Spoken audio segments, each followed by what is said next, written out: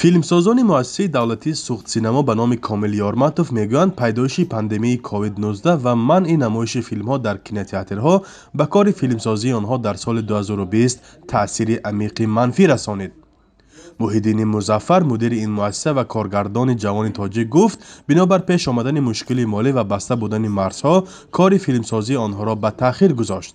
мебоист филмҳои ҷадиди саргузашти Алишер ва Кӯчаи умед 612 дар кинотеатрҳо намоиш дода мешуд ва харҷи он барқарор мегардид.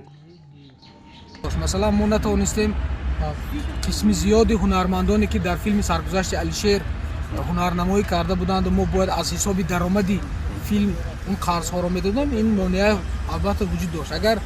агар ба миқдори умумӣ гӯем, агар тахмин ба 300 000 сомонӣ зарари худаш ба муассисаи Кӯчаки мо ки ҳамасола масалан филмҳояшро дар толорҳо мегузоранд гузошт. филмсозон роҳи бурунрафт аз буҳронро дар нашри филмҳояшон дар шабакаҳои иҷтимоии YouTube диданд ва филмҳои ҳунарии Тангно, 12 соли интизорӣ, Сайёра ранг иваз мекунад, Коса, филми мустанади Умаракоро ба намоиш гузоштанд.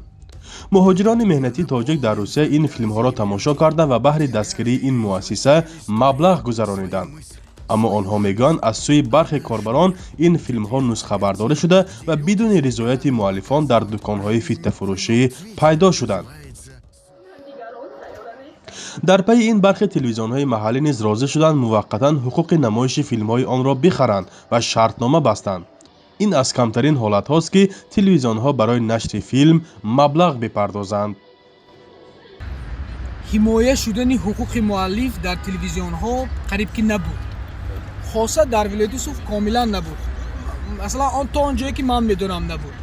лекин ҳамин сохтор ки дар тамоми дунё маъмулӣ аст, пардохт шудани ҳаққи муаллиф вақте ки як филм як барномае нишон медиҳӣ аз телевизион, ин маъмулӣ аст. масалан аввалин қадамҳош масалан муассисаи давлати суғдсинамо дар вилояти Суғд дар соли 2020 бо фурӯш гузоштани филми 12 соли интизорӣ, филми Тангно, филми Сайёра ранг иваз мекунад гузошта шуд.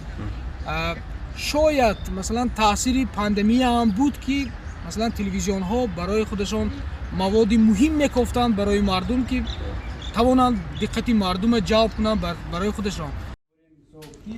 суғдсинамо муассисаи давлатист ва ҳар сол аз буҷаи давлат 130 000 сомонӣ маблағ ҷудо мешавад. ҳудуди 20 нафар коргари доимӣ дорад ва дар як сол то 5 филми ҳуҷҷатию бадеӣ ба навор мегирад. соли 2021 ният дорад боз 4 филми нав сабт кунад, вале бо гузашти 6 сол аз таъсиси ин муассиса ҳукумат ҳанӯз ҳам бинои корӣ насохтааст. позитсияи мана фаҳмед ки ман вазифаам филми хуб сохтан ва ҳамин гуна фазоя овардан ки бояд бино сохта шавад. акнун биноя кай месозанд, чӣ гуна месозанд, онҳо рисолати онҳо аст. лекин акнун ҳозир дар замони ба фикрам 20-21 гап задан вазнин буд, барои он ки ҳукуматам бениҳоят дар ҳамаи самтҳо кризиси сахт буд, маблағ набуд. вале ман фикр мекунам ки яке аз вазифаҳои ҷонӣ онҳо ҳам ҳастанд ки ин хона дошта бошед.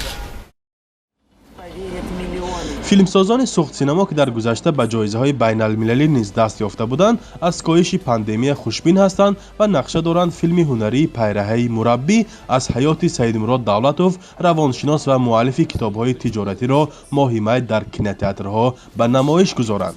ҳамчунин мисли солҳои қаблӣ дар навоҳии Тоҷикистон ҳафтаи намоиши киноҳо бояд доир кунанд ва бастаи филмҳояшонро дар фиттаҳо ба ҳаводорон бифурӯшанд.